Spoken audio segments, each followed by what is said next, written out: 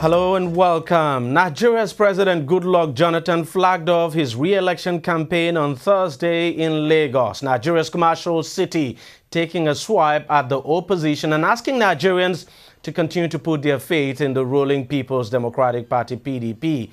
Addressing a crowd of supporters, Jonathan said his government is dealing with the problem of insecurity and following due process in tackling corruption, adding that voting for the opposition would take Nigeria backwards.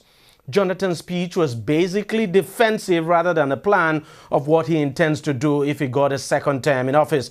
He simply chose to respond to the opposition's criticism of his government, centering on three key issues: security, corruption, and the perception that he runs a weak government that does not plan well.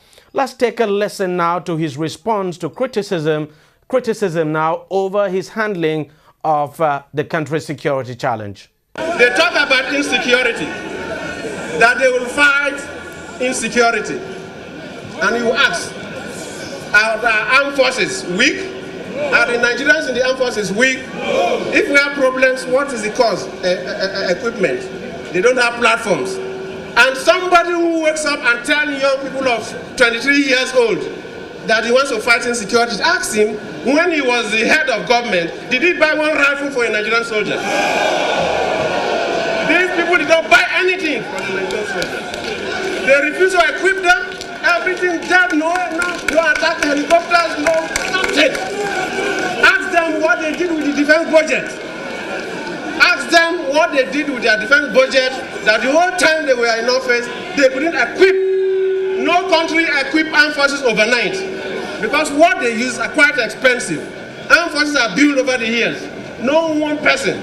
Because even if you spend $10 billion today, you cannot equip the Air Force, equip the Navy, equip the Army. The capacity is built over a period of time. They refuse to build the capacity. They instigated crisis, and now they are telling us they will come to fight.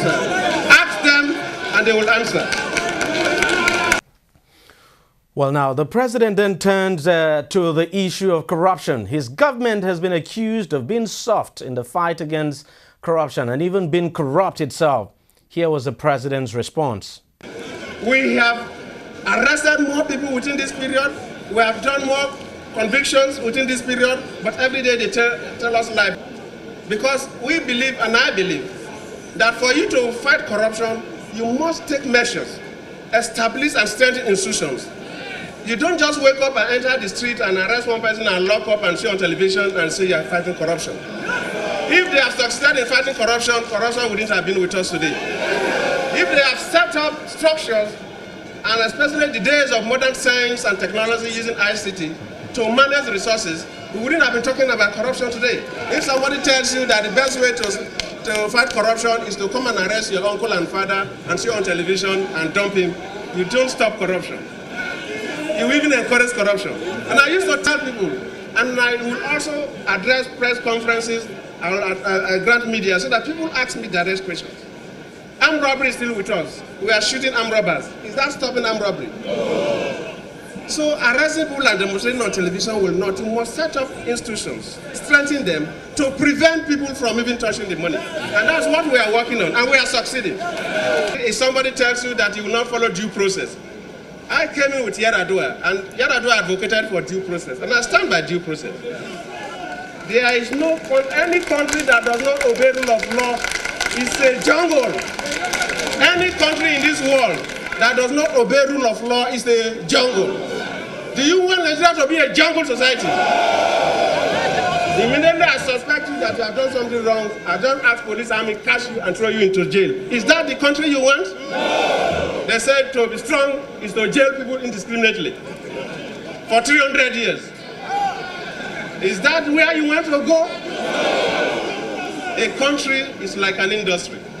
It must be managed properly by people who have gray and white matters upstairs.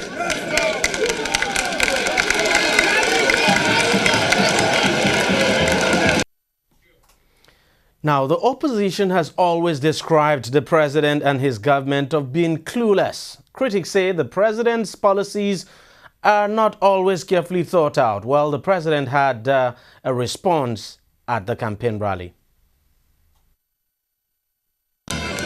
They say we are not focused, we are not planning, but our economy now becomes the biggest in Africa. It was not the biggest in Africa.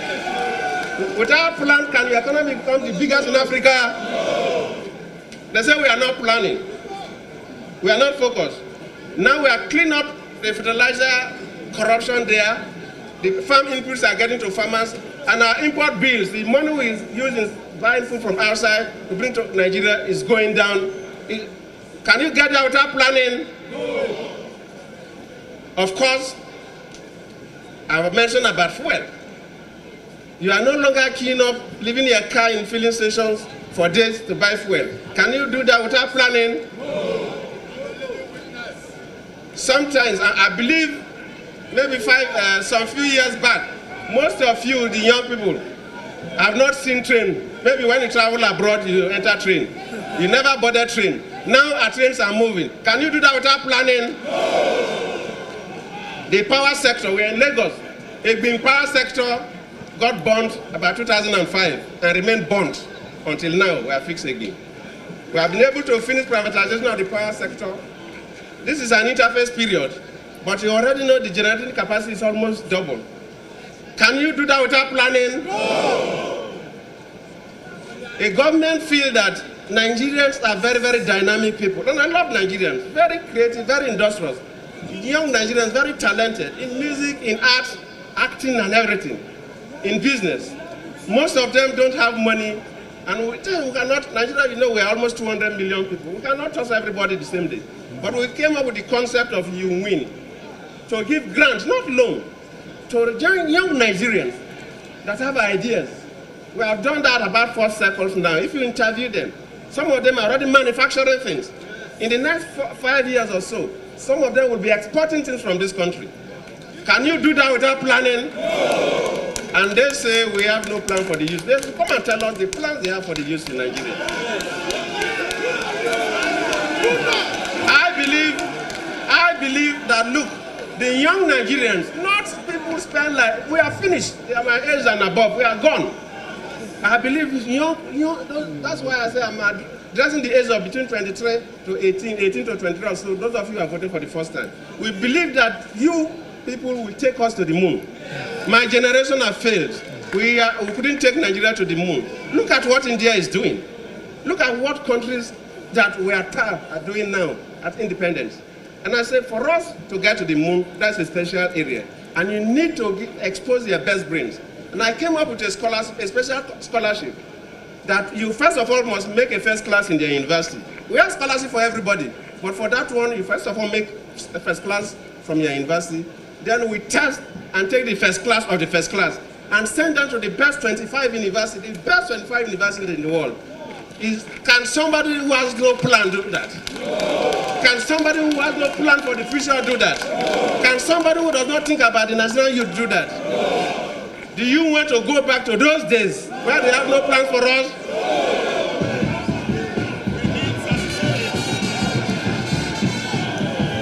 PDP! PDP! When I came on board as a president, I noticed that though in the country, on paper, there is this program that every state must get a federal government-owned university.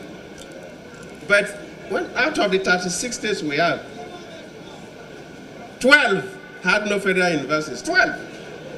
But there's a policy of government, and people were deceiving Nigerians that they were doing something. I said we must establish the 12 universities in the remaining 12 states, start as small universities and grow up. And we have done that successfully, and the universities are growing up gradually. We did not stop there.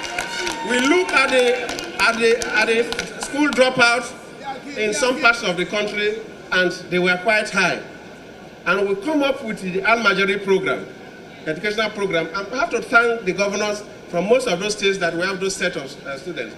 We have this program Al-Majari for areas where we have the Al-Majari students, and we have the program for out-of-school children, for areas that because of trading and businesses, some young people couldn't go to school, to get special schools. And now the governors are key in, and the program is going on.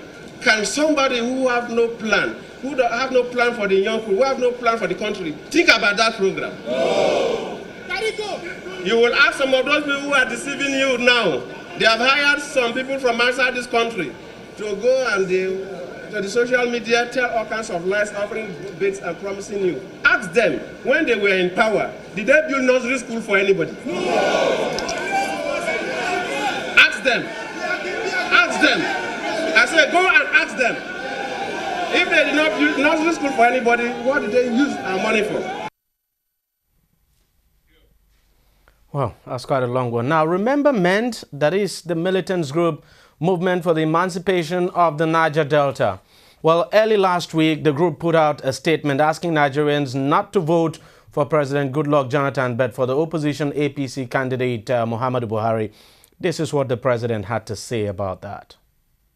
Paper, was it yesterday or so, a headline on one paper, MEND dump Jonathan.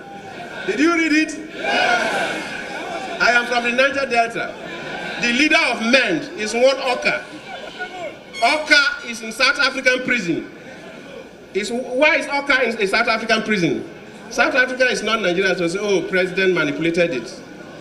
Oka is in a South African prison because 1st October 2010, when we were to celebrate our independence, our golden year of 50 years of independence, Oka was procured by some Nigerians to assassinate me.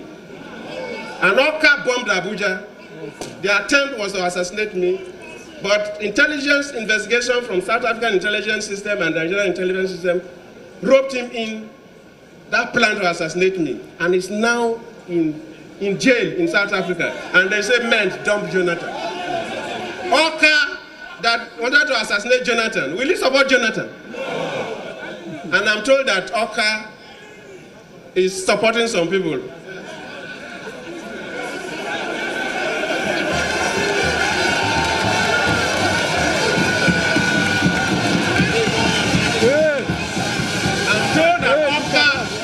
The South African prison for killing Nigerians is endorsing some people. Is that the country you want to live in?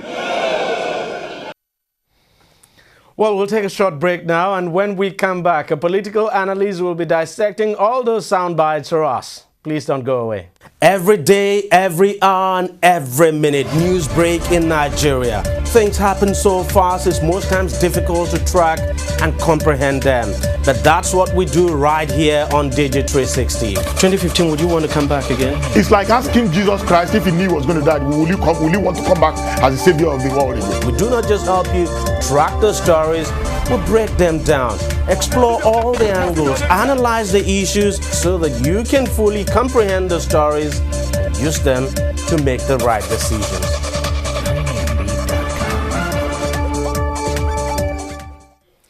Welcome back. Joining me now to dissect Jonathan's speech at his campaign flag off is Achike, the political analyst. Thank you very much, Achike, for coming on the program. Give me, what sense did you get from President Jonathan's speech there? Because at some point, you feel you were looking at a president who was really fired up and somewhat angry. Yeah, it was a fight back. It was a fight back, the implication being that there are some feathers are being ruffled or have been ruffled over a period of time. And there's significantly an indication that they were getting to them. The opposition was getting to them. That they were getting feelers from the opposition, and that from what the president was saying, that it would appear the opposition was making inroads into some parts of the country and into the minds of the people, because he kept on using the expressions such as deceiving you people. They are telling you people, you understand, and they are deceiving you people. Meaning that they are having this belief that they are really making serious inroads. And so it is time to fight back. You can see the president, you could see the president in a bullish mood. Very bullish mood, I must confess. Yes, and trying to hit back. But again, I think to a very large extent, the president seemed to have lost the essence of what he was there to do. Because yes, it is good that you take time out to answer the opposition. But I will tell you that about maybe 60% of the president's performance was based on what the opposition was saying. Exactly, and I thought, the president ought to have used that occasion not just to talk about what he had done, but yes. Probably talk about what he intended yes, to do. And that is the key thing. Responding to the criticism. That is the key thing, because he was standing there, you know. And this was the campaign flag. It was a campaign flag off. Of course, he was standing there to showcase what he had done that should be able to convince people, you know, as to why he should be brought back to power. But the people also wanted something about the future. Now, the president was addressing the past and a little bit of the present, but the people wanted to hear more about the future, you know. And of course, you know that the past that the president was talking about is not a past that is covered in glory, more or less. There are all kinds of social, political, economic issues on ground in the country, and the president has tried to explain what he has done in the context of these problems. But again, in the context of the people's expectation for the future, what are you supposed to do? What do you want to do? How do you intend to do it? I think that in as much as the president to some extent succeeded in answering the critics, whether, you know, people were convinced about that or not, but I think to a large extent he succeeded at least in responding to the issue, raised by the critics. But in terms of, you know, a program for the future, in terms of the incoming election, I think the president did not do a very good job. Let's take a look at one issue that he actually spoke about, because a lot of us had thought he was going to use that occasion, for instance, to say what he was going to do about Boko Haram, considering the fact that elections are coming up. People are still scared whether elections would take place in a large part of this country. I'm talking about the northeast of the country. And other than that, just some days back, Boko Haram took control of a key town, that is Baga. And people were waiting to hear. I just thought that would have been an opportunity for the president to say, look, you know, this is what I intend to do to bring an end to this insurgency. But we didn't hear that. Yeah, Deji, you know, I think that maybe he deliberately avoided that. Because he had said so much in the past and people did not see anything happen. You know, he had described them as a dastardly group of people who do not mean well for this country. He has, he had described them in a very unflattering terms and so on, all this while promising that he was going to do everything to make sure that he brought them to book. Up to today, they are still gaining territories and the rest. And so it has gotten to a level where people, you know, want to see the action rather than the talk. You understand? It has gotten to a level where people want to see the president walk the talk. And they have not seen him do that all this while. And I want to believe that the president is aware that the two most topical issues on ground today are issues of corruption and terrorism. Terrorism now playing a primary role right now, a pivotal role in the scheme of things. But it was an opportunity for him to give assurances to the people that they were going to do something. And I think when he touched on the issue of security, again, he talked about security in the past. In the past, and was actually saying exactly. Buhari basically did not equip the military and so on. Perhaps that is true. We do not know. Yeah, it is left. We'll have to fact check on that. It is left for Buhari to, you know, respond to that because he was the one in government then. But the reality is that, you see, we have gone far in this country now that when you want to begin to talk, you want to begin to say some things, you say it with facts. Because, for instance, when he was talking about the performance of his administration, he was trying to reel out figures. He talked about the UWIN program, he talked about the agricultural programs and so on. So when you are making a statement like this, that they did not buy arms and so on and so forth, I mean, government is a continuum, and so there are records. You should be able to tell Nigerians, for instance, give Nigerians data statistics on how much was budgeted at that particular point in time on the, for military hardware and so on and so forth. That did not happen. So these are things that will have to be cross-checked later. But there are so many other things. For instance, and one of those things that actually, worried me was when the president said something about getting intelligence reports, from intelligence people. That some people were cloning cats.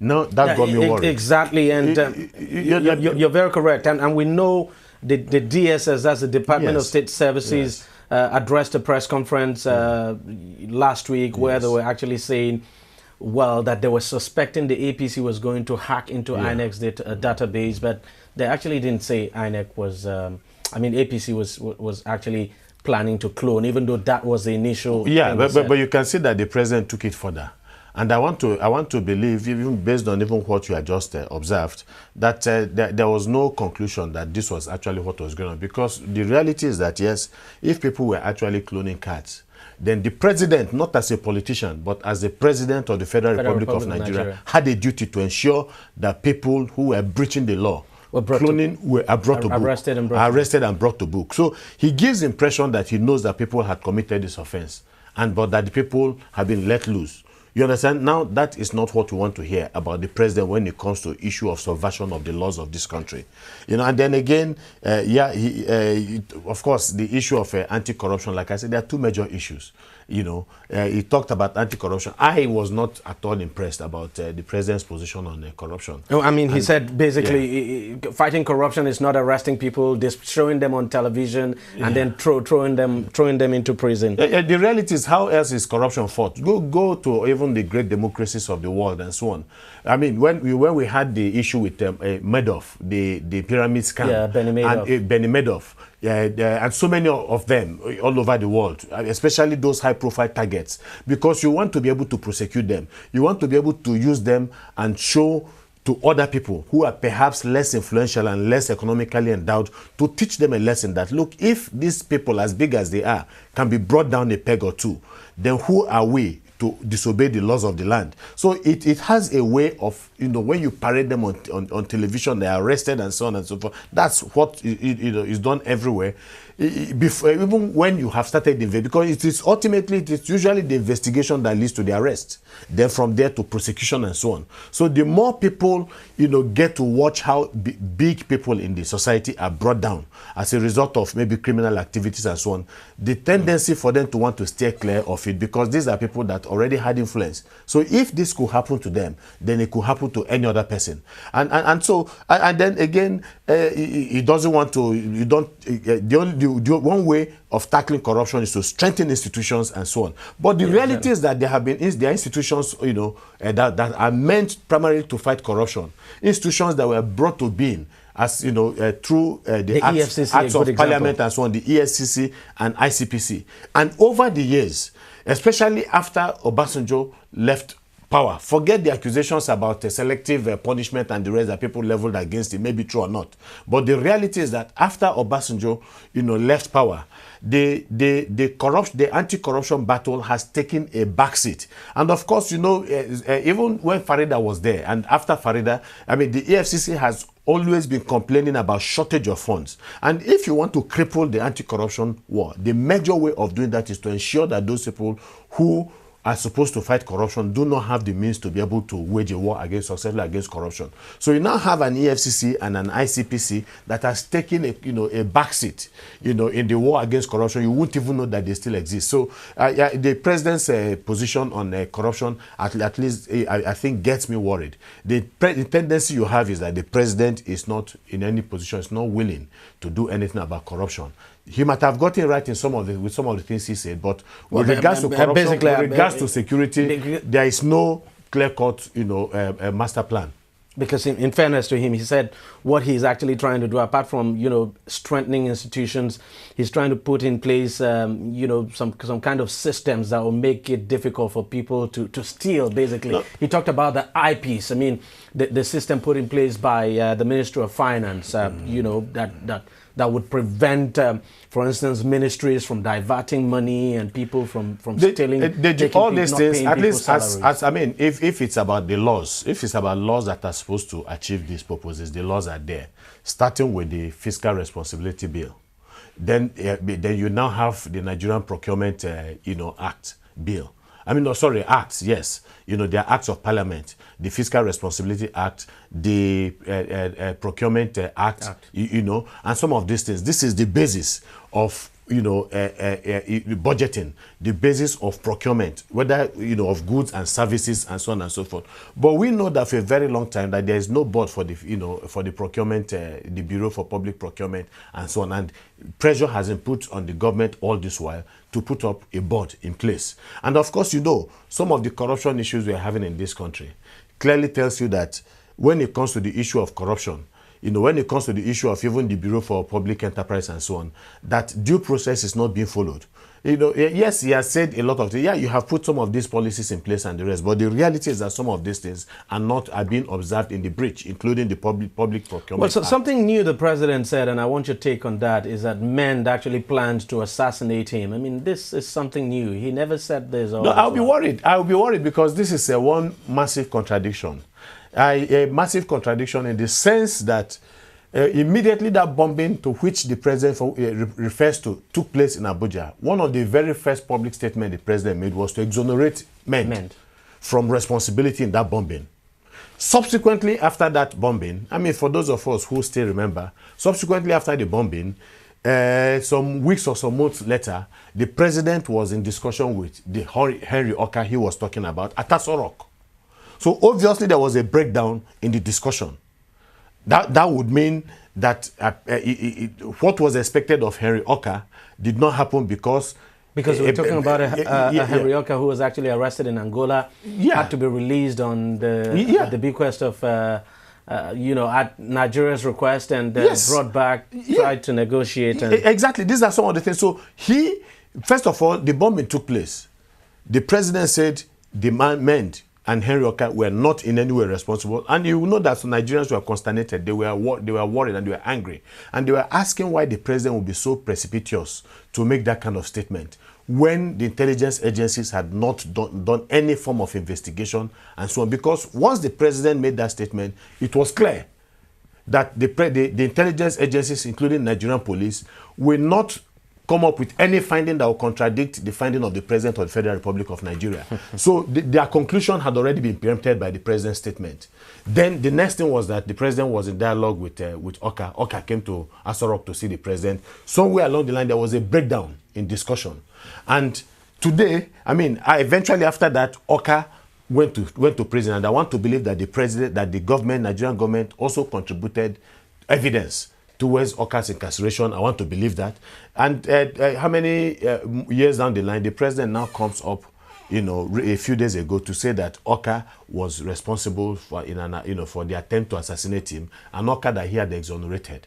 And so those Nigerians who say, look, wait a minute, Mr. President, you are not in a position to do this at this time and to say all of this. It would appear that those Nigerians were, have been exonerated, more or less. So that also worried me seriously. But generally, what kind of campaign do you see in the coming days? No, it is. I mean, both from the opposition and the ruling party. We saw an angry president. Are we going to see an angrier president in the coming days?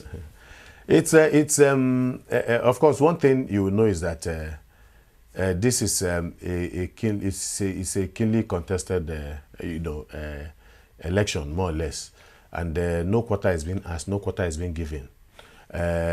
All bets are off the table, and everybody, is willing to, they want to go the extra mile to ensure that they get this victory. And of course, that this is the time, to be blooded, and that is exactly what you're seeing.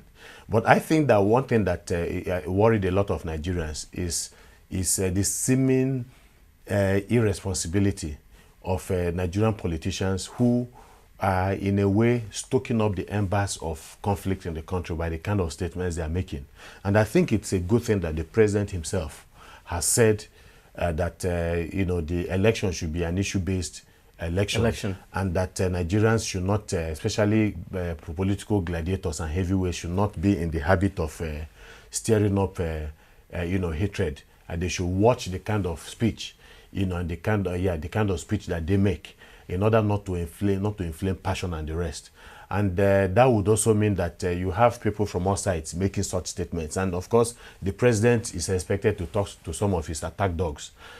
People like Donyo Kupe, Femi Fani Kayode are the major culprits when it comes to that. And then of course, those from the Niger Delta, like Asari Dokuba and so on, who have also been used to make inflammatory statements. And then we have people from the opposition, the statement credited to Rotimi Amechi at a particular point in time, that if they lose the election, they are going to set up a parallel government and so on. These are statements that should not be tolerated under any circumstances. And I was also told that the Akwa Ibom State governor said something to the effect of a war in case President Jonathan loses. Yeah, now, this is irresponsible on all sides, and I think that all Nigerians should stand up to condemn it. It is reprehensible. That is not what is expected of these people. In fact, it is the clearest indication that these people are not ready for governance and that they should not be allowed and be given an opportunity if they don't change, their ways.